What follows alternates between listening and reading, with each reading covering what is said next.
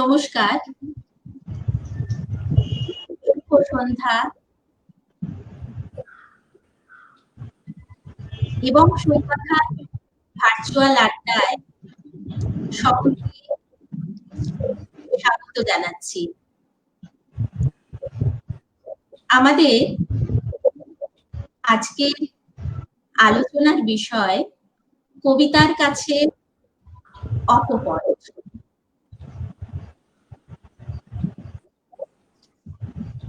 আমাদের মধ্যে উপস্থিত হয়েছেন কবি অনিতা অগ্নিহোত্রী। দিদি, আপনাকে স্বাগত জানাচ্ছি আমাদের এই ভার্চুয়াল আড্ডায়। সঙ্গে রয়েছেন কবি তৃষ্ণা বসাক। তৃষ্ণা, তোমাকেও স্বাগত জানাচ্ছি এবং সৈকথার ভার্চুয়াল আড্ডায়। আমরা আজকে কিছুটা সময় কবিতার মধ্যে, কবিতার কথায় আড্ডায় থাকবো। আমাদের মধ্যে দর্শক বন্ধুরা উপস্থিত হয়েছেন কিনা একটু দেখে নিচ্ছি।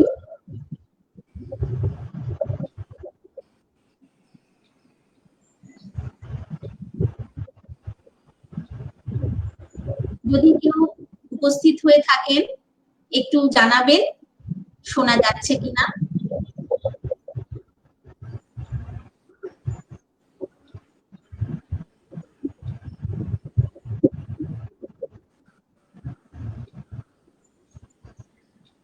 হ্যাঁ, বন্ধুরা এসেছেন, মৌসুমী রয় এসেছেন, অমিত মজুমদার এসেছেন, অনেকেই আসছেন আস্তে আস্তে এসেছেন।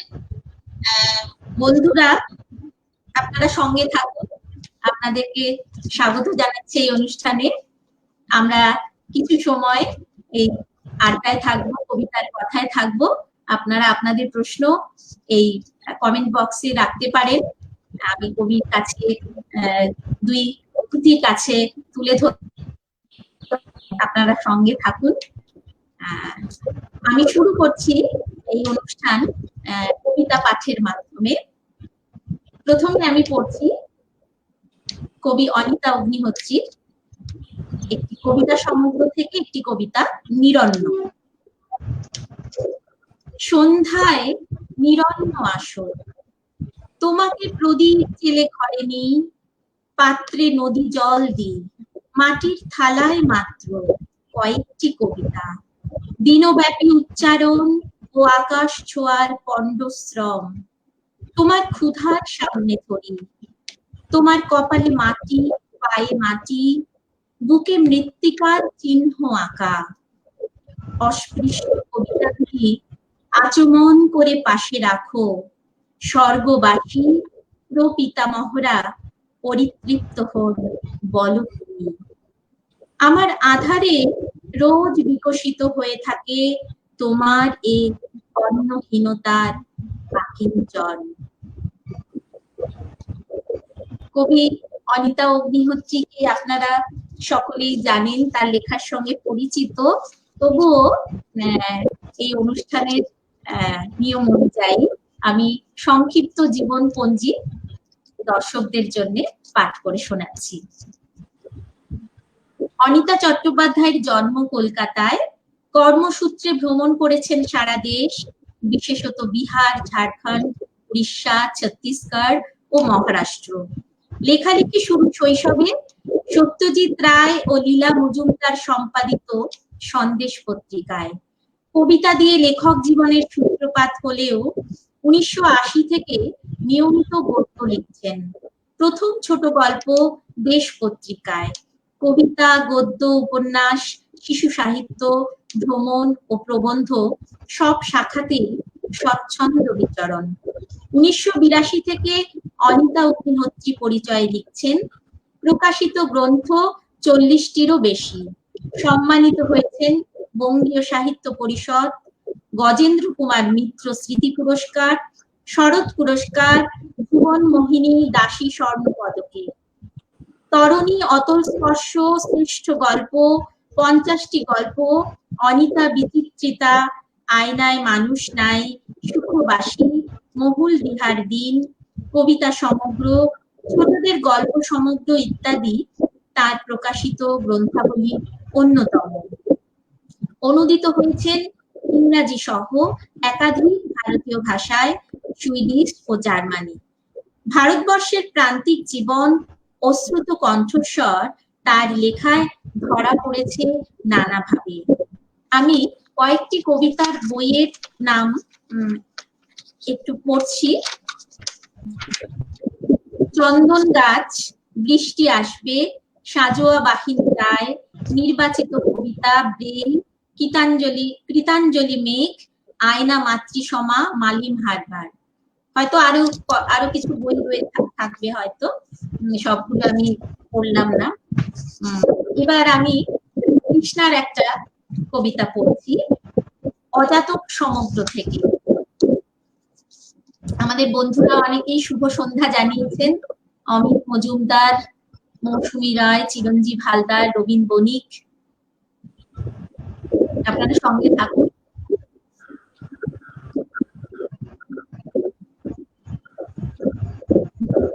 কৃষ্ণার কবিতা জলযাত্রা।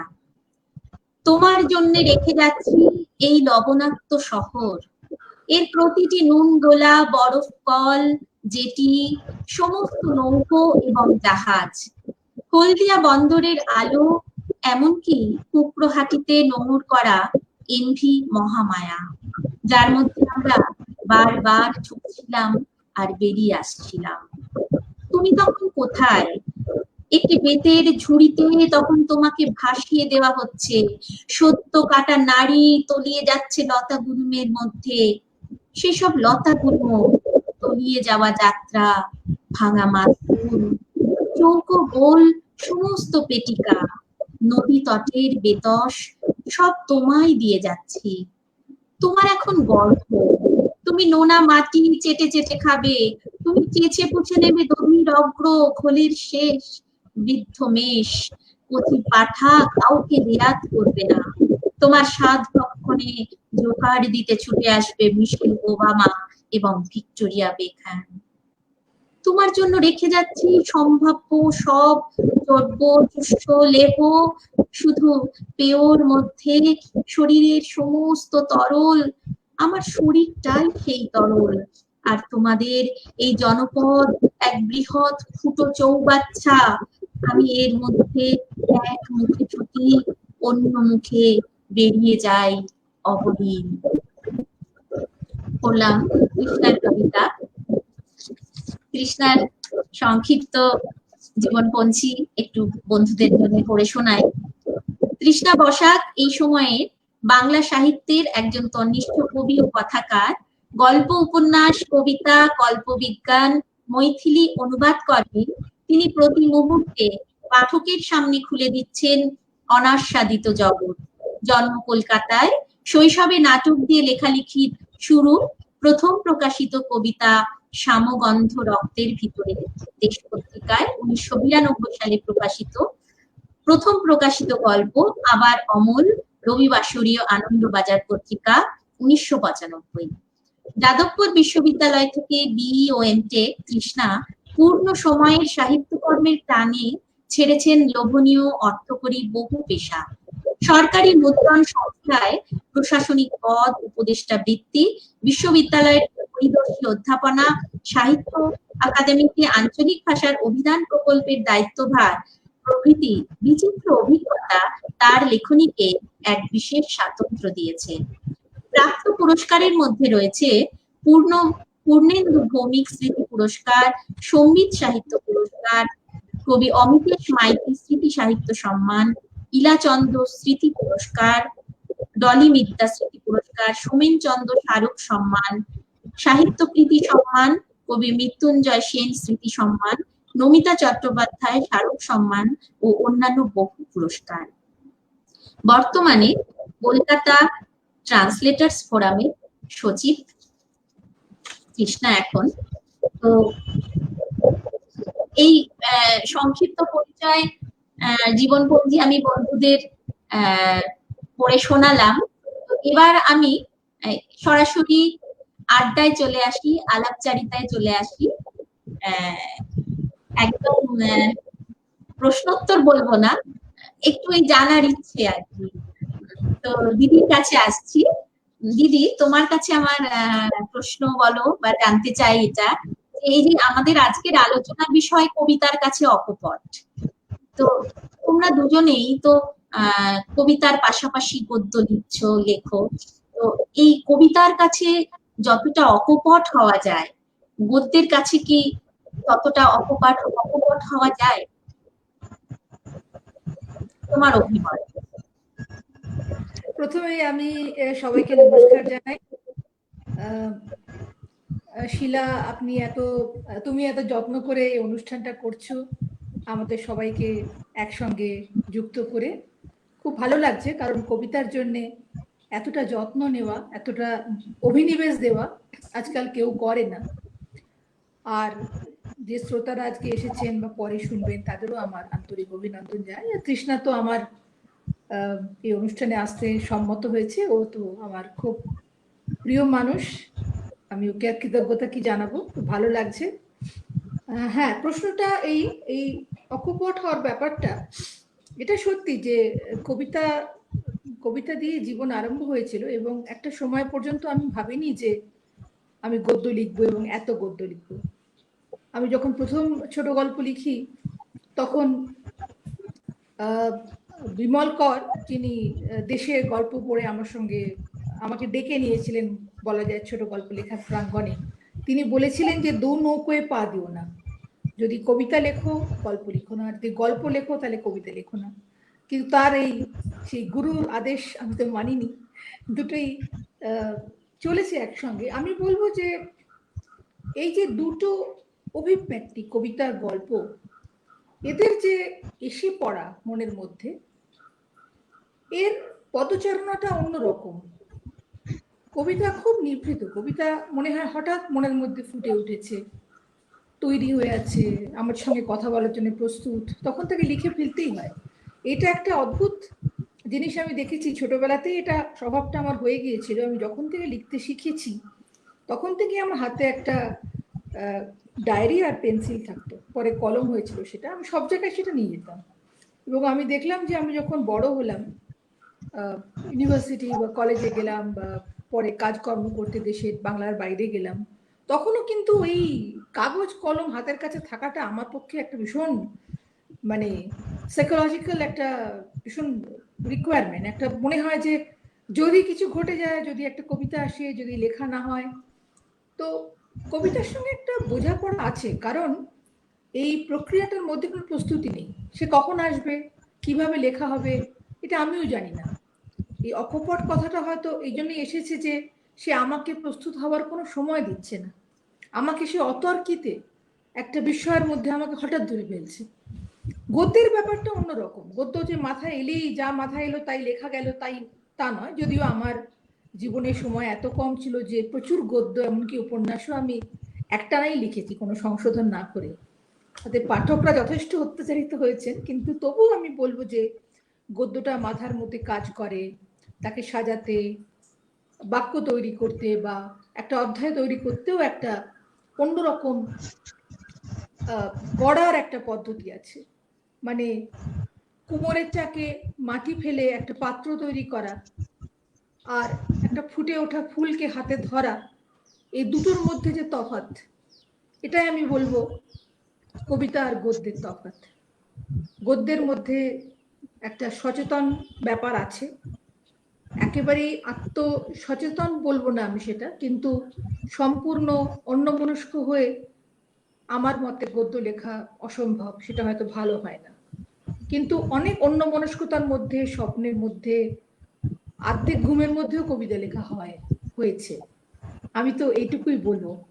এবার তৃষ্ণা, কবিতা তোমার কাছে কিছুটা স্বয়মাগতা বলছো, মানে নির্মাণের থেকে আমি কবিতাই বলছো যে স্বয়মাগতা, কবিতার যে নির্মাণের জায়গা বা কিভাবে ধরা দেয় সেই জায়গায় অনেকটা স্বয়মাগতা বলছো, তাই তো? হ্যাঁ, তার আগমনটা অবশ্যই এইভাবে। কিন্তু এমনও হয়েছে যে কবিতা এসেছে, লিখে ফেলেছি, কিন্তু ঠিক পছন্দ হয়নি, তখন আবার ঘষা মাজা হয়েছে, তাকে কাটাকুটি হয়েছে, এটা হয়েছে, কিন্তু ওই যে আবির্ভাবটা সেটা একদমই অতর্কিত বা খুব বিস্ময়কর, এটা মনে হয় আমার। তৃষ্ণা, তোমার কাছেও এটা জানতে চাইবো যে কতটা কবিতায় তুমি অকপট। প্রথমে শিলা, তোমাকে অনেক ধন্যবাদ।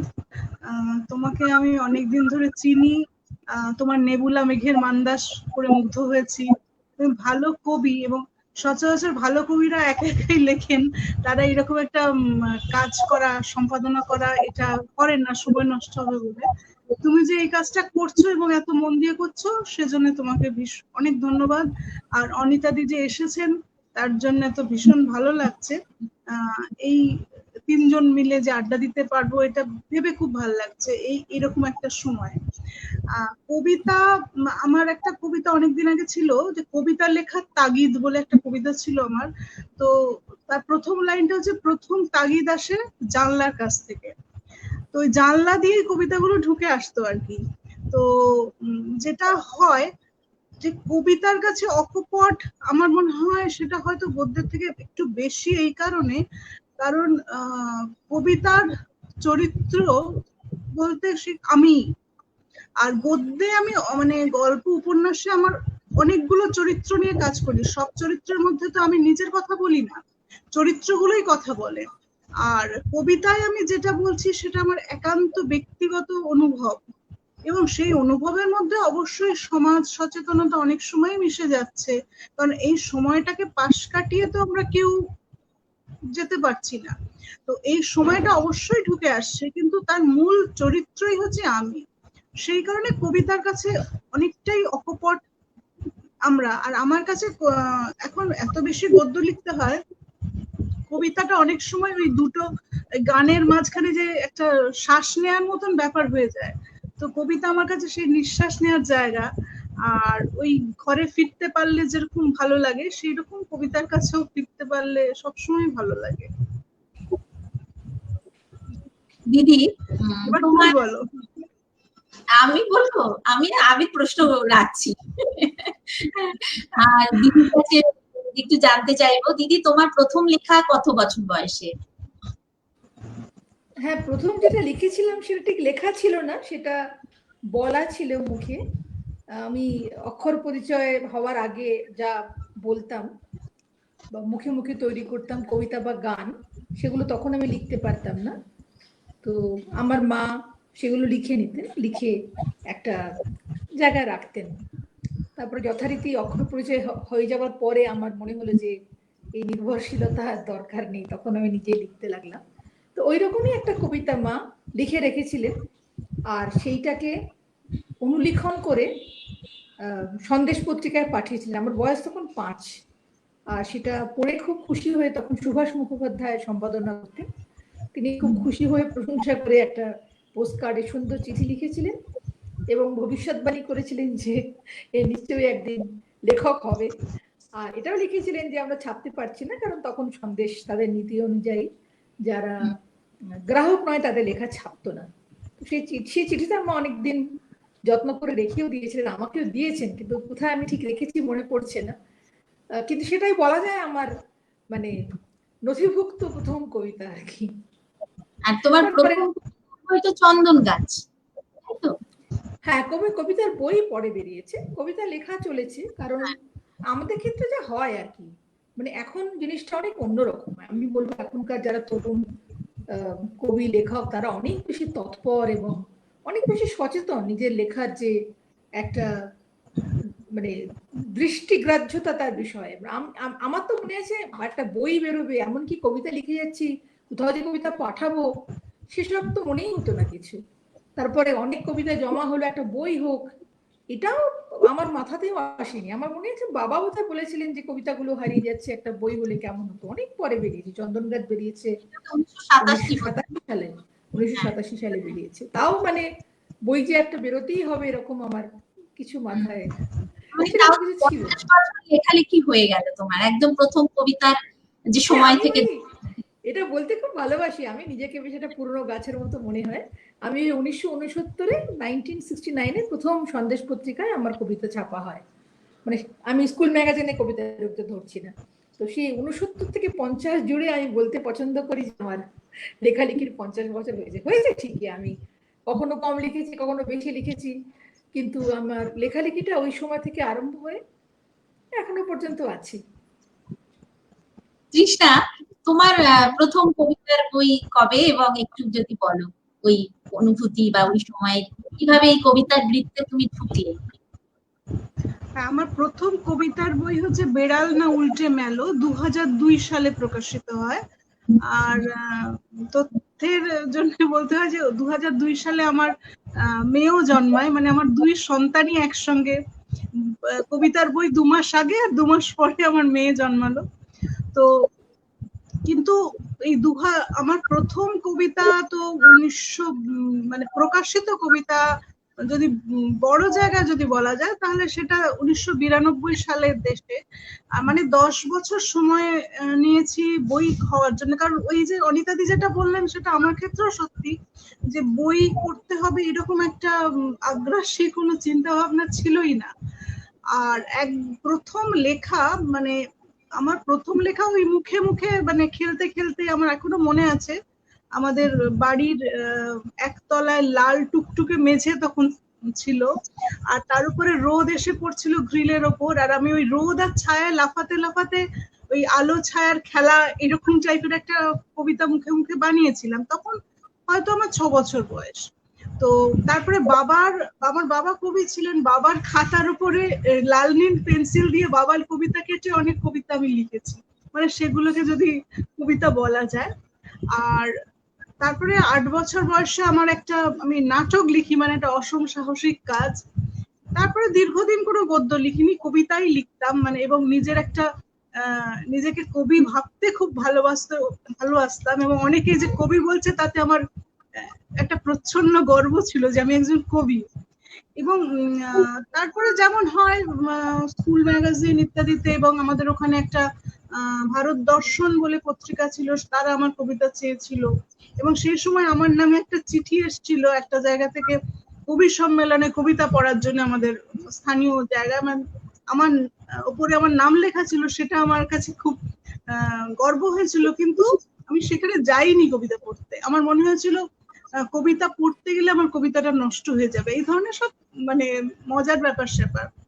তো তারপরে আমার পাড়ার একজন দাদা আমার কবিতা নিয়ে দেশে পাঠান, দেশে প্রকাশিত হয়। তারপরে মানে খুব আশ্চর্য ঘটনা ঘটে আমার সঙ্গে, যার জন্যে কবিতা লেখাটা অবশ্যই আছে, কিন্তু কবিতা প্রকাশের জায়গাটা অনেকটা নষ্ট হয়ে যায়। এমনকি 90-এর দশকের যে আমি কবি, এটা মানে অনেকেই জানেন না, বা অনেক দিন পর্যন্ত জানতেন না যে আমি কবিতা লিখি। গদ্যটা আমার সামনে চলে আসে, আমার কবিতা ফাইল থেকে হারিয়ে যায়, এই ধরনের সব অদ্ভুত অদ্ভুত ঘটনা ঘটে। তো সেই কবিতা পুনরাবিষ্কার হয় কবি সম্মেলনে, শ্যামলকান্তি দাসদের কবি সম্মেলনে ওরা আবার আমার কবিতা চান। ততদিন আমি খুব গদ্য লেখক হিসেবেই মানে প্রতিষ্ঠা পেয়েছি। তো এই সেজন্য আমার তারপরে যে কবিতার বই বেরোয় তারও অনেকদিন পরে, সম্ভবত 2009 সালে উল্টে মেলো, যার জন্য এইটা উল্টে মেলোর উৎসর্গপত্র আমি লিখেছিলাম যে যারা আমার কবিতা পুনরাবিষ্কার করেছেন। তো আমার মধ্যে ওই কবিতার মধ্যে এরকম দুটো স্টেজ আছে, একটা শুরু করা, আবার চলে যাওয়া, আবার একটা দ্বিতীয় ইনিংস, এরকম কবিতার ক্ষেত্রে একটা ব্যাপার এটা রয়েছে। যদিও কবিতার লেখাটা কেউ বন্ধ করতে পারেননি, কিন্তু প্রকাশের জায়গাটা অনেকদিন পর্যন্ত একটু আড়ালে ছিল। আমি তো বলবো এখানে যে তৃষ্ণার যে জিনিসটা আমাকে খুবই আকৃষ্ট করে, এটা তো কেউ শিখতে পারে না, এটা প্রত্যেকের ভিতরে থাকে, যে ও কোনো বাণিজ্যিক পত্রিকার সমর্থন পায়নি। সমর্থন আবার কি, ভালো কবিতা ছাপতে পারা তো একটা পত্রিকার সম্পাদকের পক্ষে একটা গর্বের বিষয়, ওর ক্ষেত্রে সেটা হয়নি। এবং যেহেতু ও গদ্য লিখেছে, ভালো গদ্য লিখেছে, যেটা বললো কবিতা প্রকাশের জায়গাটা একটু আড়ালে চলে গিয়েছিল, কিন্তু ওর মধ্যে একটা ব্যাপার আছে যেটা এক সহজাত, যার লেখার ক্ষমতা তার মধ্যে থাকে, ও কোনো কিছু নিয়ে ভাবিনি যে কি হতে পারতো কি না হতে পারতো, তার কারণ লেখার ক্ষমতাটা সহজাত। কবিতা লিখে গেছে এবং প্রচুর কবিতা লিখেছে, মানে ওর তো কবিতা ছাপা যা হয়েছে আমি জানি, এছাড়া ওর খাতায় লেখা কবিতা আছে যেগুলো কিছুটা প্রকাশিত হয়েছে, আবার গ্রন্থে সংকলিত হয়নি, অসংখ্য কবিতা আছে। তো এইটা দেখে না আমার খুব মনে হয় যে একটা মানে বন্য ফুলে ভরা একটা ঘাসের মাঠ, অনেকদিন বর্ষা হয়েছে, ঘাস বেড়ে গেছে, ফুল বেড়ে গেছে, তার উপর দিয়ে প্রজাপতি ঘুরছে, মানে একটা খুব রিচ একটা ব্যাপার আছে ওর লেখার মধ্যে। এবং যেটা আমার, যদিও আমার থেকে অনেক ছোট, ওর এই লেখালেখির এই যে একটা স্বতঃস্ফূর্ততা আছে, মানে লেখাটাই আনন্দ, আর কিছুই দরকার নেই আমার। এইটা দেখে আমি খুব একটা খুব আকৃষ্ট বোধ করি এবং আমার ভালো লাগে। এমনও হয়েছে যে হঠাৎ মাঝরাতে ঘুম ভেঙে গেছে, হয়তো ফোনে তৃষ্ণার একটা কবিতা পড়েছি, সেই কবিতাটা পড়ে এমন মনের মধ্যে অস্থিরতা যে আমি আর ঘুমোতে পারছি না, তো আমিও তখন উঠে বসে একটা কবিতা লিখলাম, ওর কবিতার উত্তরে একটা কবিতা। তো এই জিনিসটা যে কবি করতে পারেন, আমি বলবো যে তার তো প্রকাশক না থাকলেও চলে, যদিও আমার মনে হয় যে যারা ওর কবিতা সময় মতো প্রকাশ করেননি বা এখনো করছেন না, তারা নিজেদেরই বঞ্চিত করছেন, কিন্তু ওর লেখার এতে লেখার উপর কোনো প্রভাব পড়েনি। এটা আমার একটা মন্তব্য, আমি ভীষণ সম্মানিত বোধ করছি, কিন্তু অনুষ্ঠানের আমার মনে হয় মূল ফোকাস কিন্তু অনিতাদির কবিতা।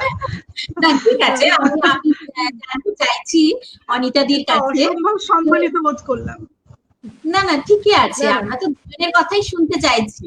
না, সত্যি সত্যি কথাই বলছি আমি, মানে এটা তো তোমার লেখাটা তো আমার যে লেখার যে প্রক্রিয়া তাকেও প্রভাবিত করছে না, কাজে এটা আমার কথাই হলো আর কি। আচ্ছা দিদি, এবার তোমার কাছে আসি। এই যে ব্যস্ত তোমার প্রশাসনিক জীবন, তোমাকে কর্মসূত্রে বাংলার বাইরে অনেক সময়, দীর্ঘ সময় কাটাতে হয়েছে, কিন্তু তুমি তা সত্ত্বেও বাংলা সাহিত্য এবং ভাষাকে কখনো ছাড়ো। অনেক আগে আমাদের তো এই এখনকার মতো ইন্টারনেট ব্যবস্থা ছিল না, যোগাযোগ মাধ্যমও সেইভাবে ছিল না, ডাক ব্যবস্থা ছাড়া। তো কিভাবে এই যোগাযোগ সম্ভব হয়েছে এই কলকাতার সঙ্গে, এই সাহিত্য জগতের সঙ্গে কিভাবে যোগাযোগ রাখতে ওই সময়টা? আমি একটা জায়গায় ঠাট্টা করে লিখেছিলাম যে একটা বিজ্ঞাপন দেখতাম আমরা পঞ্জিকাতে, ডাকযোগে হোমিও শিক্ষা। তো আমি হচ্ছে সেরকম ডাকযোগে লেখক, আমার সব লেখাই ডাকে, এবং আমার খুব ভালো ভালো সম্পাদক ছিলেন প্রথম দিকে। বিমল কর ছিলেন, সাগরময় বাবু তখন দেশে ছিলেন, রমাপদ চৌধুরী ছিলেন, প্রফুল্ল রায় ছিলেন প্রতিদিনে। আমার সম্পাদকরা অনেকেই, মানে বিমল কর তো আমাকে দু একবার দেখেছেন, কেউই আমাকে চোখে দেখেনি বহুদিন। আর আমি সব অদ্ভুত অদ্ভুত পোস্ট অফিসে গিয়ে আমার হাতে লেখা কাগজে কবিতা বা গল্প যেমনই হোক, তখন সুনীল গঙ্গোপাধ্যায় দেশে কবিতা দেখতেন, পোস্ট করে দিতাম। পোস্ট করলে আমার কাজ শেষ। আর হ্যাঁ, অসুবিধে মানে কি, এগুলো সব বাইরের বাইরের অসুবিধে। অসুবিধে যখন অন্তরের হয় তখনই লেখালেখি সংকটটা হয়, আমার সেরকম কিছু হয়নি, কারণ আমি নিজের সিদ্ধান্তেই আমি বিয়ে করেছিলাম বাংলার বাইরে। কাজে আমাদের বাড়িতে ভাষা, যেসব ভাষা বলা হতো সেগুলো ছিল মারাঠি, উড়িষ্যায় কাজ করতাম বলে ওড়িয়া, হিন্দি আর ইংরাজি তো আমরা সবসময় বলছি, 4টে ভাষা। এক একটা দিন হতো আমার বাড়িতে 4 ভাষার খবরের কাগজ আসতো।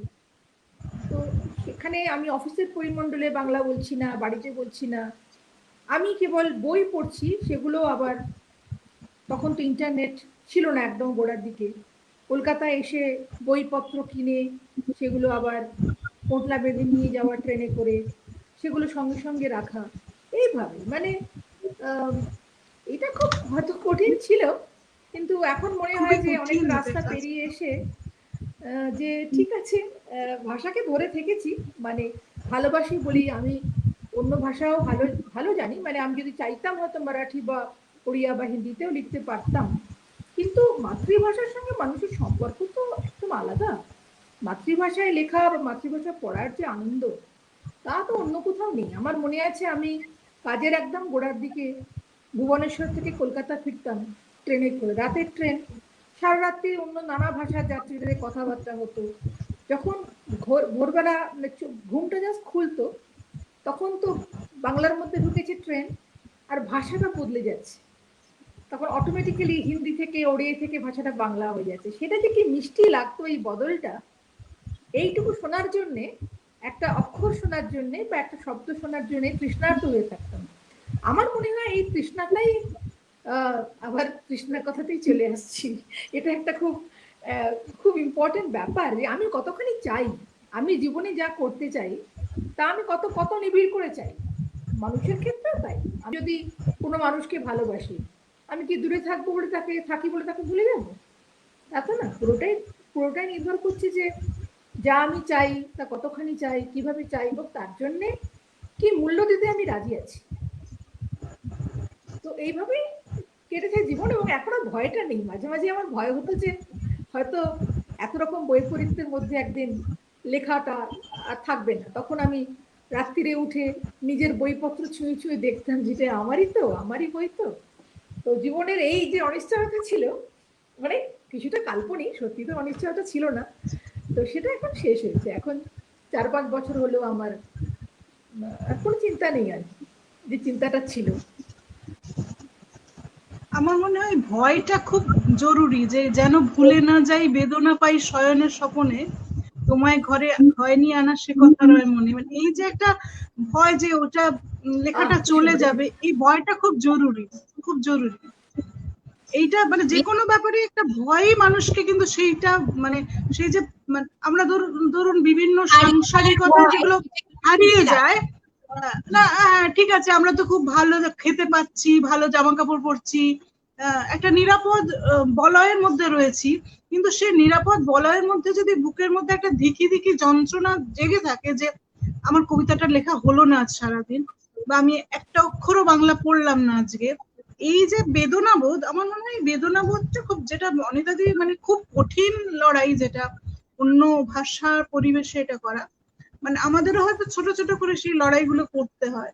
তো এইটাই আমার মনে হয়, বেদনাটাই আমাদের লেখক সত্তাকে বা যে কোনো শিল্পীর সত্তাকেই জাগিয়ে রাখে, আমার মনে হয় আর কি। এটা আরেকটা জিনিস আমি দেখেছি শিলা, সেটা হচ্ছে কি, আমার না কোনোদিনই লেখক হিসেবে বিপুল আত্মবিশ্বাস ছিল না। আমি সবসময় দ্বিধা দ্বন্দ্ব, মানে একটা টানাপোড়েন চলে নিজের মধ্যে সব সময়। মানে অনেককে দেখেছি যে হয়তো অল্প স্বল্প লিখেছেন, তাদের মধ্যে একটা বিরাট একটা আত্মবিশ্বাস, একটা আত্মগৌরব ফুটে বেরোচ্ছে, যেন তারা এই সাহিত্যের শেষ কথা। ওই ব্যাপারটা আমি কিছুতেই বুঝতে পারি না। আসলে আমাদের তো জীবনে আরম্ভ হয়েছে রবীন্দ্রনাথ জীবনানন্দ বিভূতিভূষণ দিয়ে। মানে এই পরিমণ্ডলে বড় হতে হতে আমরা জানি যে আকাশের যে প্রান্তটা সেটা কোথায়। তো সেই জন্যে আমার মধ্যে এই যে কি বলবো, যে আত্মসচেতনতার অভাব, আত্মবিশ্বাসের অভাব খুব খুব কাজ করে। আর তার সঙ্গে টান, ভাষা, বাংলার প্রতি টান, বাংলার মানুষকে ভালোবাসা, অবশ্য সারা ভারতের মানুষের কাছাকাছি আমি গেছি। তো সেইটাই মনে হয় ভাষাটাকে পিঠের উপরে ঘরের মতন করে বয়ে নিয়ে বেরিয়েছি। কবি নয়, কবিতাই হোক আলোচনা সমালোচনার বিষয়বস্তু। যদিও আমাদের সাহিত্য সমাজে কবিতা ছেড়ে কবিকেই আলোচনার বিষয় করে তোলার ঐতিহ্য সুপ্রাচীন। একজন সংবেদনশীল কবি হিসাবে দিদি তোমার প্রতিক্রিয়া পরে তৃষ্ণার কাছেও জানতে চাইব। না, অবশ্যই কবিতাই বিচার্য। মানে ব্যক্তি মানুষকে নিয়ে আলোচনা করা বা এইটা হয়তো সোশ্যাল মিডিয়া যখন থেকে বিস্তার ঘটেছে একটু কিন্তু বেশি কবিতাকে বুঝতে গেলে কি কবিকে জানতে হয়, সেটাও এই প্রশ্নের মধ্যে। না, আমি এই প্রসঙ্গে আসছি। মানে আমার কতগুলো নিজস্ব বিশ্বাস আছে। আমি নিজে সোশ্যাল মিডিয়াতে নেই, এবং আমার মনে হয় না যে যে মানুষ নিজের সম্বন্ধে কথা বলতে পারছেন তাকে আমি কোনোভাবে আক্রমণ করতে পারি। আমি যদি কবিতা যখন পড়ি তখন আমি কবিতায় পড়ি, কিন্তু আরেকটা সমস্যা আমার আছে, সেটা হচ্ছে আমি যদি মানুষ হিসেবে কাউকে শ্রদ্ধা না করতে পারি, আমি তার লেখা ভালোবেসে পড়তে পারবো না। এখন এর মধ্যে অনেক জটিলতা আছে। সেখানে আমি আক্রমণ হয়তো করব না, কিন্তু পাঠক হিসেবে আমি একটু দূরে সরে যাব। কারণ একটা কথা আমাদের, আমি যখন ওড়িশাতে ছিলাম তখন আমাদের অগ্রজ কবি লেখক ছিলেন রমাকান্ত রথ। তিনি পরে কৃষ্ণপতি সাহিত্য একাডেমির প্রেসিডেন্টও হয়েছিলেন না রমাকান্ত রথ? হ্যাঁ কৃষ্ণা, হ্যাঁ। তো তিনি হ্যাঁ একটা কথা বলতেন যে যে বড় মাপের মানুষ নয় সে কখনো ভালো লেখক হতে পারে না। এটা অনেকভাবে এর পিছনে অনেক যুক্তিতর্ক দেওয়া যায়, কারণ মানুষের জীবনে তো অনেক রকম সমস্যা থাকে, সংকট থাকে। কিন্তু আমার মনে হয় যে কবি বা কবির কথাই ধরি, তার জীবনযাপনটা খুব খুব গুরুত্বপূর্ণ। সে কিরকম জীবন যাপন করছে, হ্যাঁ, সে যদি সংসারী না হয়, বাউন্ডুলে হয়, তাতে আমার কিছু বলার নেই। কিন্তু একটা যদি বিশ্বাস মানুষের প্রতি বা তার আচরণে একটা কি বলবো, একটা নৈতিকতা না থাকে, সেটা আমি এখানে খুব বেশি ব্যক্তিগত নৈতিকতার প্রশ্ন তুলছি না, তাহলে আমার মনে হয় যে আমার মধ্যে একটা প্রবণতা আছে যে কবিকে আর মানুষটিকে মিলিয়ে দেখা, সেখানে যেটা ঘটে সেখানে আমি ব্যক্তিগত নিন্দা বা আলোচনার প্রসঙ্গে কখনোই যাব না, আমি সরে আসবো। কিন্তু হয়তো তার কবিতা আমি আগের মতন আর ভালোবাসবো না। আমি জানি না কৃষ্ণা তুমি কি বলবে, এটা একটা কঠিন প্রশ্ন করেছেন শিলা। হ্যাঁ, এই প্রশ্নটা খুবই কঠিন। ব্যক্তি মানুষ আর তার কবি সত্তা বা শিল্পী সত্তাটাকে আলাদা করে দেখা, এটা ঠিকই যে অনেকের লেখা খুব ভালো লাগে, কিন্তু তখন যদি তার সাথে মিশতে যাই বা তার সম্বন্ধে হয়তো কিছু যা রটনা শুনি, এখন যেটা হচ্ছে যে ওই যে রমাকান্ত রথের যে কথাটা বলে মানুষ হিসেবে বড় হওয়া, এখন মানুষ হিসেবে বড় হওয়ার প্রথম কথা হচ্ছে আমার হচ্ছে তিনি নিচ হবেন না, মানে মিননেস জিনিসটা আমি খুব, হয়তো তার অন্য ধরনের কিছু দুর্বলতা থাকতে পারে, অন্য কিছু দুর্বলতা থাকতে পারে, কিন্তু তিনি যখন একটা গোষ্ঠীতে রয়েছেন তখন যেন তার পুরো নিচতা, সেই নিচতা জিনিসটা আমার কাছে খুব মানে অসহ্য হয়ে যায় আর কি। আর আরেকটা কি, যেটা আমি বরাবর খুব মেনটেন করেছি একদম প্রথম থেকে, মানে আমি যাদের লেখা পড়তে ভালোবাসতাম কখনো তাদের কাছাকাছি যেতে চাইতাম না। আমার মনে হতো কাছাকাছি গেলে আমার তাদের সম্বন্ধে যে একটা বিরাট ধারণা আছে সেটা নষ্ট হয়ে যাবে। তো এর জন্য আমি কিন্তু জীবনের প্রথম দিকটা, আমার লেখালেখি জীবনের প্রথম দিকটাই মানে খুব পালিয়ে পালিয়ে বেরিয়েছি। তারপরে তো বাধ্য অনেকেরই মানে কাছাকাছি আসার সুযোগ হলো, কম যদিও, মানে কারণ আমি খুব সচেতন ভাবে এটা এড়িয়ে চলি।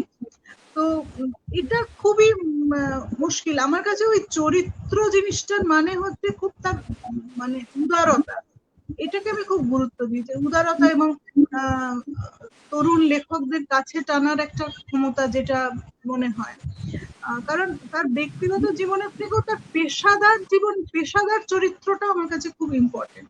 সে পেশাদার মানে তার কবি হিসেবে বা লেখক হিসেবে সে কেমন ব্যবহার করছে, তরুণদের সাথে কেমন ব্যবহার করছে, বা সেখানেও তার একটা আগ্রাসী লোভ কাজ করছে কিনা, এগুলো আমার কাছে খুবই জরুরি। আর কি, এটা সত্যি খুব জটিল প্রশ্ন। যেমন জ্যাক লন্ডন একজন খুনি ছিলেন, তিনি জেল খেটেছেন, বিশ্ববিশ্রুত লেখক, এরকম অনেকেরই অনেক আছে। এখন আমরা কোনটা বিচার করব, তার লেখাটা বিচার করব না তার এইসব, এটা খুবই কঠিন প্রশ্ন আর কি এটা। আচ্ছা, এবার একটু অন্য প্রসঙ্গে আসি। না, যে আমি একটা কথা এখানে যোগ করব, কৃষ্ণা যেটা বলেছে আমি ওর সঙ্গে পুরো একমত। আমি চরিত্র বিচারে যাব না, কিন্তু একজন মানুষের যে নৈতিকতা সেটা অনেক বড় একটা জিনিস। সে অন্যজনের সাথে কিভাবে আচরণ করছে, সে কাউকে ঠেলে ফেলে দিয়ে এগিয়ে যাচ্ছে কিনা তার লক্ষ্যের দিকে, এগুলো খুব, সেটা আমার কাছে খুব গুরুত্বপূর্ণ। মানে বড় মানে কি সে কি আর মানে বিরাট বড় কিছু হবে, দানবীর হবে, তা তো নয়, কিন্তু তার মধ্যে এমন কোনো নিচতা আছে কিনা, ক্ষুদ্রতা আছে কিনা, যেটা তার কবি স্বভাবকে খণ্ডিত করছে, এগুলো দেখার দরকার। এবং ঠিকই বেশি কাছাকাছি যাওয়া উচিত নয়, কিন্তু এখনকার দিনে এত তথ্য আমাদের সামনে, এই সবই চলে আসে। তবে আমি এটা বলবো যে আমাদের ব্যক্তিগত আলোচনা থেকে নিজেদের বিরত রাখাই উচিত সহ লেখক হিসেবে, সেটা আমি চিরকালই করছি। আচ্ছা, আমরা এই আলোচনার মাঝখানে যদি একটু কবিতা পাঠ শুনি দিদি, তোমার কাছ থেকে যদি একটু তোমার কবিতা পাঠ হোক। হ্যাঁ, আমি কি পড়বো? তুমি তো দুটো কবিতা পড়েছো। না, আমি একটা কবিতা পড়েছি। হ্যাঁ, একটাই পড়েছো? আচ্ছা, আমার দুটো মনে হলো। বেশ। হ্যাঁ, দুটো বলতে ওটা তৃষ্ণার একটা কবিতা। হ্যাঁ হ্যাঁ,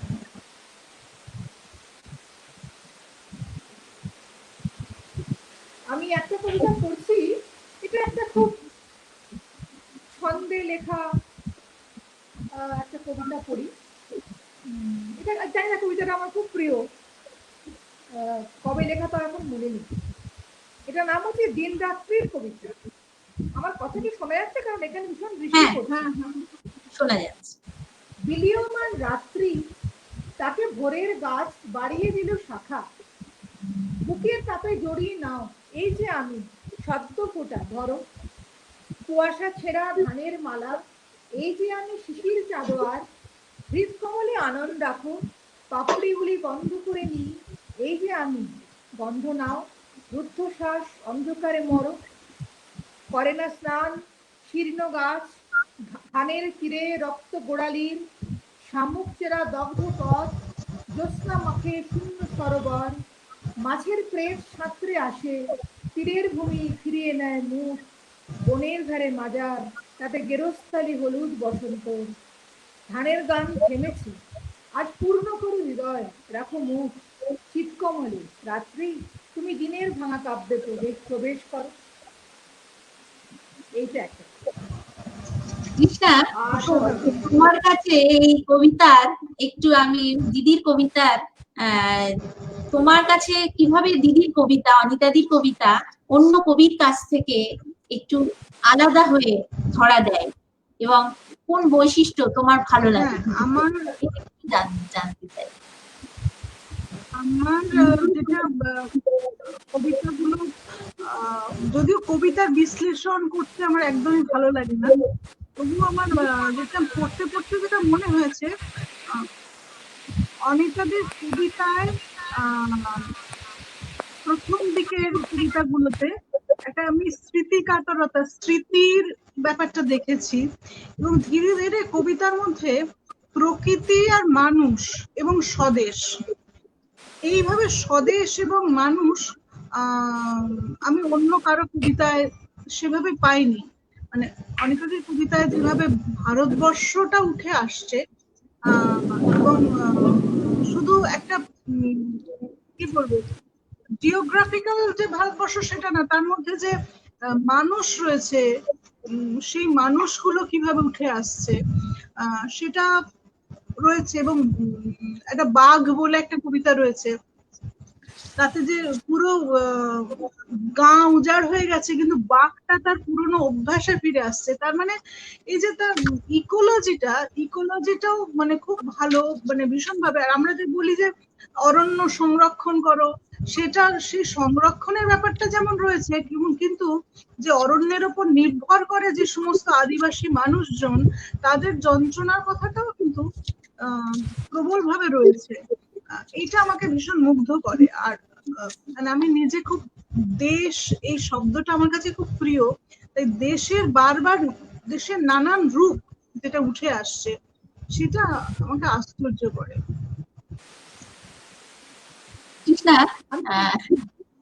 খুব ভালো বললে। এটা ভালো না মন্দ আমি জানি না, কখনো কখনো মনে হয় যে এইরকম কবিতার দিন হয়তো এখন শেষ, কবিতা সাংকেতিক হবে, কবিতা রহস্যময় হবে, কিন্তু মুশকিল হয় যে পরিস্থিতি লিখিয়ে নেয় এক এক ধরনের কবিতা, তখন তাকেও আবার ফেলা যায়। তোমার দেখা কবিতার যে দেখাটা, তোমার সমাজ সংসার, এই যে বাইরে থাকা বিভিন্ন প্রান্তিক মানুষদের যেভাবে দেখেছো সেটাই উঠে এসেছে এবং সেটা সরল ভাষায় এসেছে।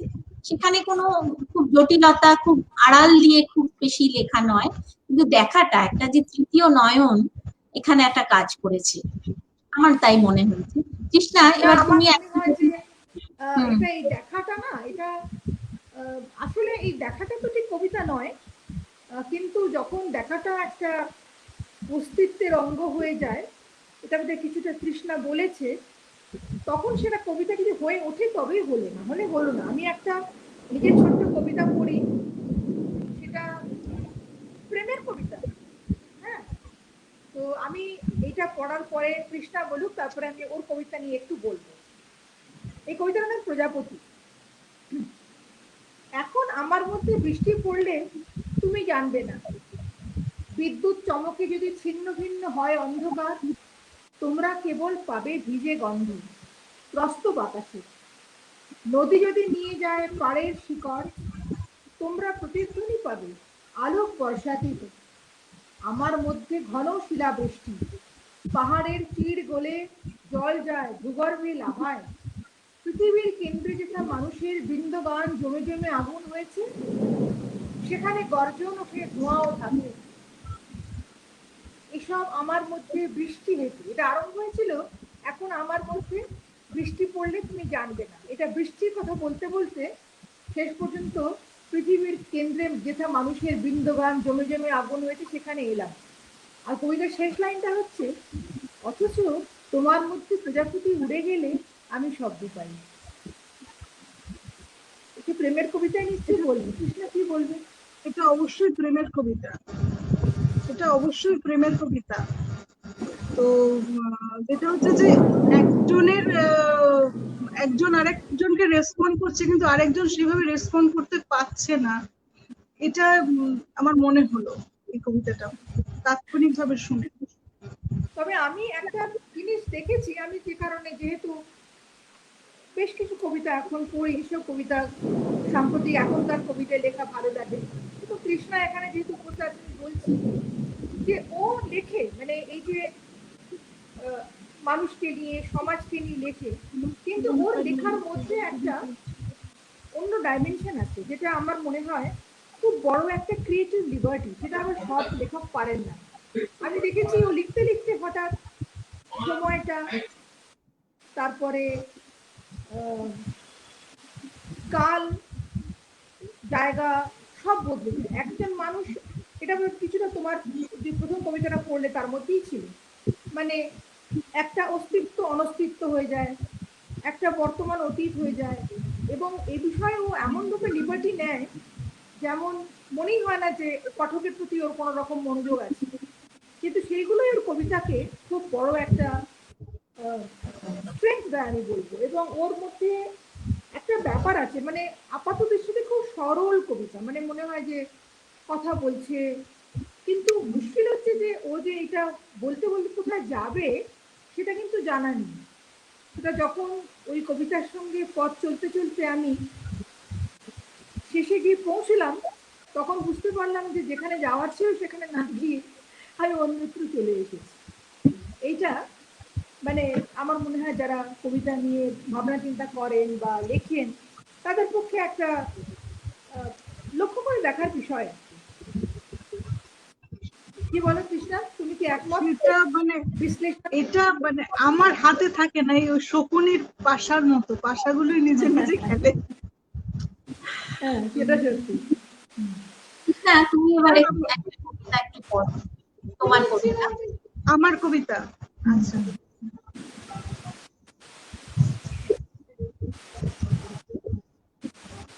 আমি আমার দ্বিতীয় কবিতার বই উল্টে মেলো থেকে একটা কবিতা পড়ছি, করতলে একটি ডিম। একটু বড় কবিতাটা।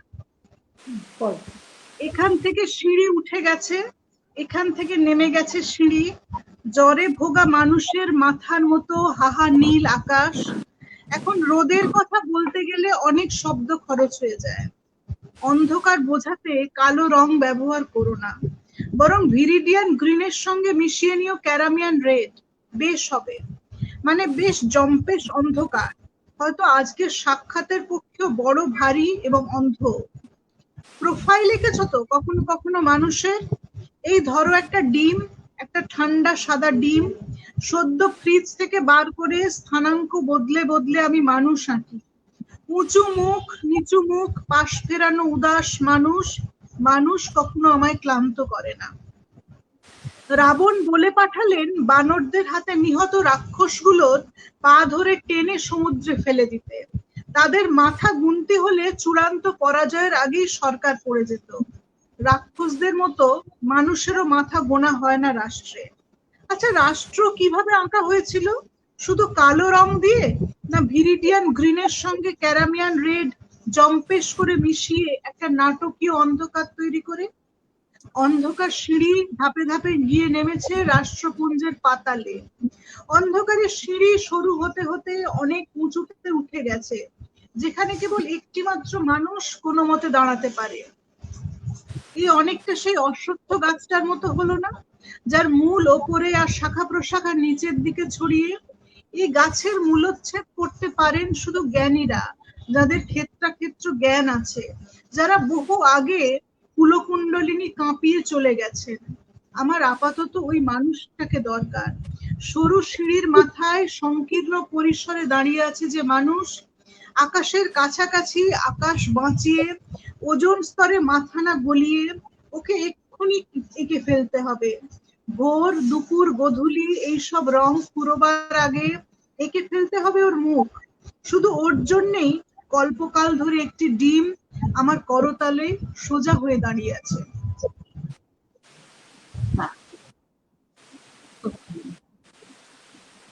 অনেক কিছু আসা যাওয়া করে ওর কবিতার মধ্যে, মানে কনসেপ্টের একটা বিবর্তন ঘটে যায় লিখতে লিখতে, এবং খুব খুব স্টেরিলি সেটাও হ্যান্ডেল করে। মানে আমি মানে যেহেতু সময় নিয়ে পড়ি, একাধিকবার পড়ি, তো আমার মনে হয় যে এই যে একটা খুব মসৃণ একটা গতি আছে আপাত দৃষ্টিতে, সেটা কিন্তু একটা ভীষণ ফাঁদ, বড় ফাঁদ একটা, সেটা ওই এমন জায়গায় নিয়ে শেষ পর্যন্ত দাঁড় করিয়ে দেবে।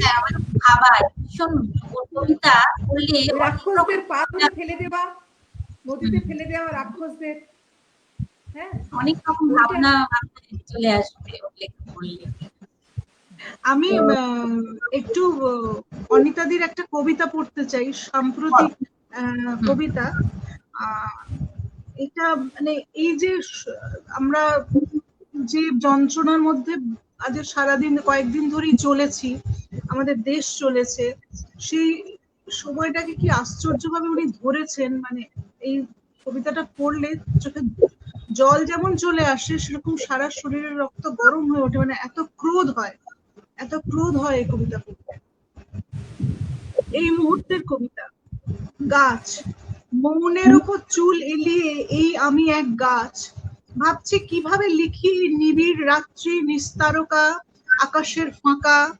যে উল্কা এই মাত্র ছুটে বেরিয়ে এলো গ্রহাণুপুঞ্জের সম্মিলিত উল্লাসের ভিতর থেকে, তার একটি রক্তাক্ত নুপুর এসে পড়েছে এই অরণ্যের সুগভীরে। না না, অরণ্য কোথায়? এই যে শ্মশানে আর কি শান্তি চরাচরে। দাউ দাউ জ্বলছে পুলিশ প্রহরা একটি বালিকার লাশ। প্রহর কারণ তার পরিজন, প্রহরা কারণ তার পরিজন অবুঝ। মরা মুখ দেখতে চাওয়ার কোনো মানে নেই। কে বোঝাবে নিরক্ষর, যাদের পেটে সর্বদা ক্ষুধার আগুন? আগুন দেখতে দেখতে মনে পড়ে যায় আমারও আধপোড়া শরীর। মাটির ভিতর কবে থেকে যেন পড়েনি চুল, যা এলিয়ে বসে আছি মৌনের ওপর।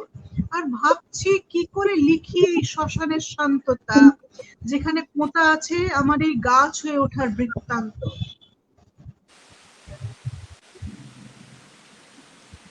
আর একটা পড়ছি, জীবিত অমৃত। নাবালিক আনপাড় ধর্ষণের মানে বোঝেনি, তাই কেবল ইনজুরি লিখেছি। জিভ কেটে নিয়েছিল নিজেই, গুঁড়িয়ে দিয়েছিল শিরদাঁড়ার হাড় এটাকে। সুইসাইড লিখতে পারতাম, লিখিনি তো। সৎকারের কালে নিরস্ত্রিত্বে সশস্ত্ররা দলে ভারী, মৃতের চেয়ে জীবিতরা তাকতবান। এতেও পলিটিক্সের পোড়া গন্ধ পেলে আমরা লাচার। রত্নাকর, এনকাউন্টার করে দিয়েছি, উল্টে গেছে ফরেনসিকের গাড়ি, ওদিক থেকে কোনো গুলি আসবে না সাহেব, আপনি নিশ্চিন্তে ঘুমোন। নমক খেয়েছি বলে ঘোর রাতে শ্মশানে ছিলাম, রোদ ছড়িয়ে দিয়েছি ঘেন্না, কেন্নরা কিলবিল করে এবাড়ি ও বাড়ি। দিনকে রাত করেছি সাহেব, তিল থেকে তাল না হয় যাতে, লাশ বদলে দিয়েছি, উল্টে দিয়েছি বয়ান, রেপকে মার্ডার লিখেছি, মার্ডারকে সুইসাইড।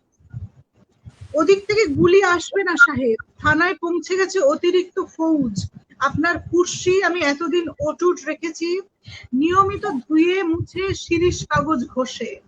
এখন তো খেল শেষ, হাঁপাচ্ছি হাওয়ার জন্য, মরে যাচ্ছি, অক্সিজেন নেই, কেবল কয়েকটা ভুখা কুকুরের আনাগোনা, বিজলি নেই, ডাক্তারও না, বডি ব্যাগে আপনার এই নৌকরের লাশ, শেষ অব্দি বদলাবে না। আপনি কি দেখবেন সাহেব? এই কবিতা পড়ার পরে আমার মনে হয় চুপ করে থাকা ছাড়া আমাদের কিছু করার নেই। এত আমার এই প্রসঙ্গে আমি একটা প্রশ্ন করি অনিতা দিকে, করবো? হ্যাঁ, আমি একটা প্রশ্ন করি যে এই কবিতা আমাদের তো মানে একটা ভয়ঙ্কর রাগ, মানে সেটা বলা যায় অক্ষমের রাগ, যেহেতু আমরা কিছু করতে পারছি না। তো অনেকে বলেন কবিতা লিখে কি হয়, কবিতা তো সমাজকে বদলাতে পারে না, এই মৃত্যুকে ফেরাতে পারে না, যা ঘটে যাচ্ছে অন্যায়, সমস্ত স্তরে যে অন্যায় হচ্ছে এবং সব শুভ শক্তিকে যেভাবে মুছে দেয়া হচ্ছে, মুছে দিয়ে চুপ করিয়ে দেওয়া হচ্ছে, কবিতা কতটা পারে আপনার মনে হয়? কবিতা লিখে কি হবে? আসলে কৃষ্ণা, তুমি তো ভালোই জানো এর মধ্যে দুটো জিনিস আছে। একটা হচ্ছে যারা কবিতা লিখতে পারে তারা কবিতা লিখুক, তারা এই সময়টাকে ধরুক, এই সময়ের একটা দলিল নানাভাবে তৈরি করুক। এটা দেখতে দলিলের মতন হবে এমন নয়, অনেক অন্যরকম বিভ্রান্তিকর দেখতেও হতে পারে। আর দ্বিতীয় কথা হচ্ছে, আমার মনে হয় যে শেষ পর্যন্ত আমাদের বাঁচাবে মানুষের প্রতি, সম্মিলিত মানব শক্তির প্রতি আমাদের বিশ্বাস। আমি যখন আজকে দেখি আমার ছেলে যে এই ঘটনা নিয়ে আমেরিকাতে বসে খুব কাতর হয়ে পড়েছে, সে আমাকে ফয়েজের কোনো কবিতা পাঠাচ্ছে বা সে আমাকে প্রেমচন্দের কোনো গদ্য থেকে একটা লাইন তুলে পাঠাচ্ছে, তার মানে সে নিশ্চয়ই শক্তি পাচ্ছে। কোথা থেকে? 100 বছর আগে আমরা যেটা পড়েছিলাম, আমরা কেন বারবার রবীন্দ্রনাথের কাছে ফেরত যাই? আমি তো আজকে 3-4 দিন হলো রাত্রে ভালো ঘুমোতে পারি না, আমার কাছে এখানে সীমিত সংখ্যক বই, মাঝে মাঝে রবীন্দ্রনাথ তুলে আমি পড়ি। আমরা কেন পড়ি? তিনি যখন লিখেছিলেন তিনি ওই রকম হয়তো অস্থির ভাবে লিখেছিলেন। হ্যাঁ, তুমি কি তাদের ক্ষমা করিয়াছো, তুমি কি বেসেছো ভালো, নিশ্চয়ই তাৎক্ষণিক কবিতা ছিল, কিন্তু সেই কবিতার যে শক্তি সেটা এখনো পর্যন্ত আমাদের উজ্জীবিত রেখেছে। কাজেই শিল্পের কাছে আমাদের ফিরতেই হবে, কারণ মানুষের মানব সভ্যতার চিহ্নই হচ্ছে এই শিল্প। তো আমার মনে হয় না যে লেখক কবি কখনো সমাজ বিচ্ছিন্ন হতে পারে না। আমি আমার ঘরের চৌহদ্দির মধ্যে থাকবো আর আমার চারপাশে যা ঘটছে ইমিডিয়েট সারাউন্ডিং এ সেটা ছাড়া কিছুই আমি জানবো না, এ তো হয় না। আমরা এইভাবে কষ্টও পাবো, আমরা অতীতে ফিরে যাব, আবার আমরা ভবিষ্যতের জন্য রেখে যাব কিছু চিহ্ন আমাদের, যে আমরা বেঁচে ছিলাম, আমরা বাঁচাটা সবসময় উপভোগ করিনি, কিন্তু আমরা জানি যে শেষ পর্যন্ত মানুষের যে সম্মিলিত শক্তি তাকে পরাস্ত কেউই করতে পারে না, কোনো সিস্টেম তাকে বদলাতে পারে। তোমার কবিতাই তো প্রমাণ, তোমার কবিতার পিছনে কোনো সিস্টেম নেই, কিন্তু কবিতা তো তৈরি হয়েই চলেছে। আর কি বলবো, সব উত্তর তো তুমি নিজেই জানো। অনেক শক্তি পেলাম আপনার কথা থেকে, সত্যি মানে এই যে আমরা পুরনো লেখার কাছে বারবার ফিরি, শক্তি পাই বলেই তো ফিরি। আপনার এই কবিতাগুলো মানে এটা বোধহয় খুব শিগগিরই প্রকাশিত হবে কোনো পোর্টালে, অসম্ভব শক্তি দিল, আমাদের আমাদের সম্মিলিত ঘৃণা ছুড়ে দিল, যেটা মনে হয় আমাদের সম্মিলিত ঘৃণা ছুড়ে দিল সেই সিস্টেমের বিরুদ্ধে, যে সিস্টেমটা পচে যাচ্ছে।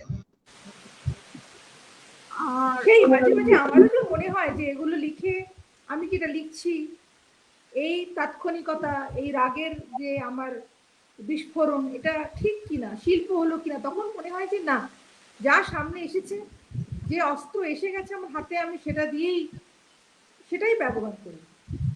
আর এই আমার কখনো ভালো দিন আসবে, হয়তো ওটা খুব শৈল্পিক সুন্দর একটা পারফেক্ট একটা কবিতা লিখবো, এখন সেদিন নয়, এখন খুব যন্ত্রণার সময়।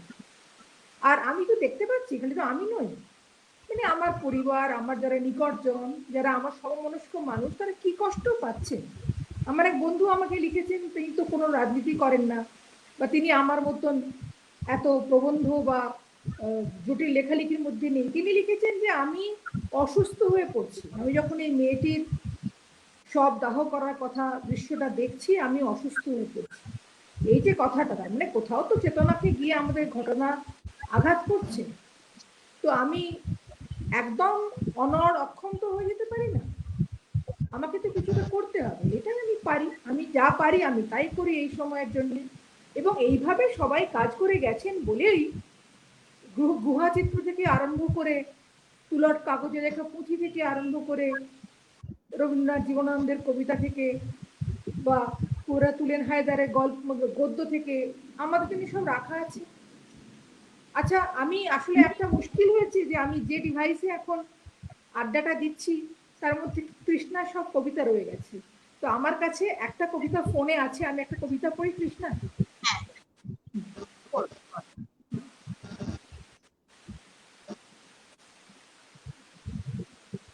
এই তো কবিতাটা কোথায় গেল?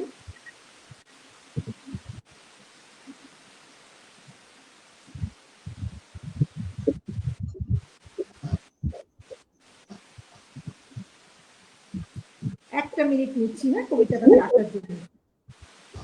এই তো এই কবিতাটা, এই এর দুটো রূপই পড়েছি আমি, বাংলা এবং হিন্দি। হিন্দিতে কবিতাটি অনুবাদ করেছেন দীপিকা সাহা, দুটোই খুব সুন্দর হয়েছে। এটা ওই 2রা অক্টোবর গান্ধী জয়ন্তী সেই সময় বা তারপরেও আগেও পড়া যায়। কবিতাটির নাম হচ্ছে সুতো।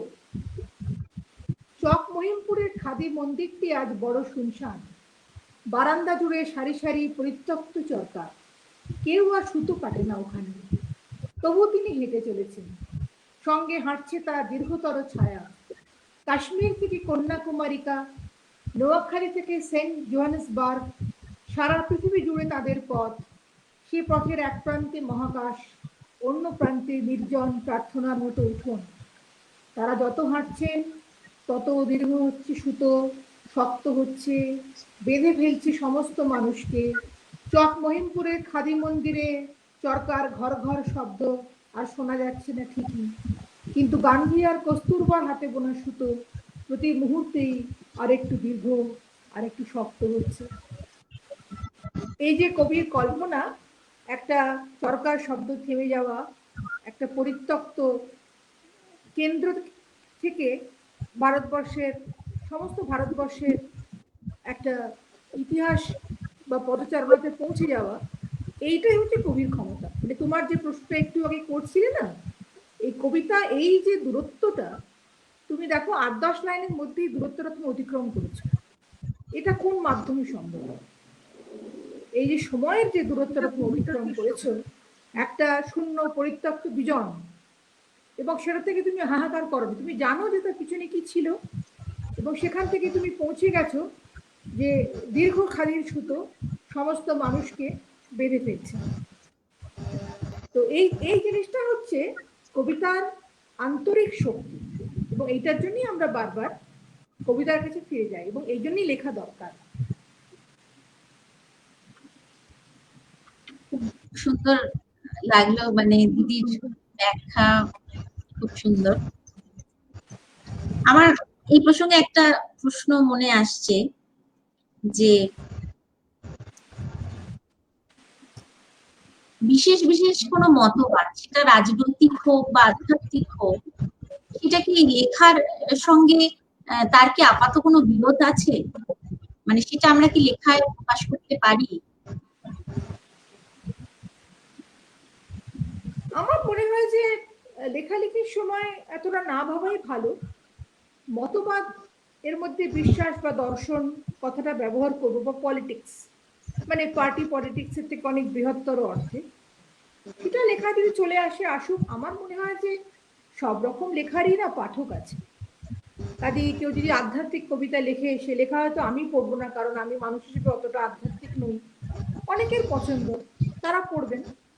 আর আমার নিজের মত হচ্ছে লেখালেখির ব্যাপারটাকে একটু সহজভাবে নেওয়াই ভালো। অনেকেই মনে করেন যে আমাদের হাতেই ভুবনের ভার, আমরা যদি কোনো ভুল করি বা আমরা যদি বিচ্যুত হই তাহলে পৃথিবীর কবিতার ইতিহাস স্থানচ্যুত হয়ে পড়বে। না, আমি অতটা ভাবি না। আমার মনে হয় যে হ্যাঁ, শিল্পী তো হতে হবে লেখাকে, লেখাটা এমন হবে যেটা মানুষ পড়তে চাইবে একাধিকবার, একবার পড়লেই সেটা কবিতা হলো না। আর একসঙ্গে একটা সময়ে আমরা অনেকেই লিখছি, শত শত হাজার জন লিখছি। ভারতবর্ষের কথা ভাবি, কত ভাষায় প্রত্যেক দিন কবিতা লেখা হচ্ছে, সবাই মিলে হাঁটছে। ওই গান্ধী কস্তুরবা সুতোর মতন আমরা সবাই মিলে একটা খুব বড় একটা প্রান্তরের মধ্যে নকশা তুলছি, ফুল তুলছি, হ্যাঁ, একটা কাঁথা তৈরি করছি। তো তার মধ্যে কিছু কিছু সুতোর কাজ ভুল হলো, অতটা প্রখর হলো না, ভালো হলো না, কেউ পড়লো না, কিছু কবিতা রয়ে গেল না পড়া। তো সেসব থাক, এসব নিয়ে মানে পুরোটাই আমার মনে হয় লেখালেখির পুরো ব্যাপারটা একটা জার্নি। এবং যা বিশ্বাস করি, যে আমার ফিলোসফি, যে আমার দর্শন, তার তার মধ্যে থাকাই ভালো। আরেকটা হচ্ছে যে আমি যেটা পাঠক হিসেবে চাই সেটা হচ্ছে একটা মানুষের সঙ্গে একটা সম্পর্ক লেখালেখির। সেটা যদি না থাকে এবং কেউ যদি সম্পূর্ণ ঈশ্বরকে নিয়ে লেখে না, আমি হয়তো সেই কবিতার প্রতি আকৃষ্ট হব না। কিন্তু সেটা আমার নিজস্ব বিশ্বাস। যারা হবেন তারা পড়বেন। এককালে তো লক্ষ্মীর পাঁচালী পড়তে খুব ভালোবাসতাম ছোটবেলায়। আচ্ছা, আমাদের সঙ্গে আচ্ছা তৃষ্ণা, তুমি এই ব্যাপারে একটু বলো, তোমার কি মত? আমার মনে হয় যে এটা ঠিকই, যার যেমন মনে হবে সে সেটা লিখতেই পারে, তার সেই স্বাধীনতাই আছে। আর পাঠকেরও স্বাধীনতা আছে সেটা না পড়ার বা পড়ার।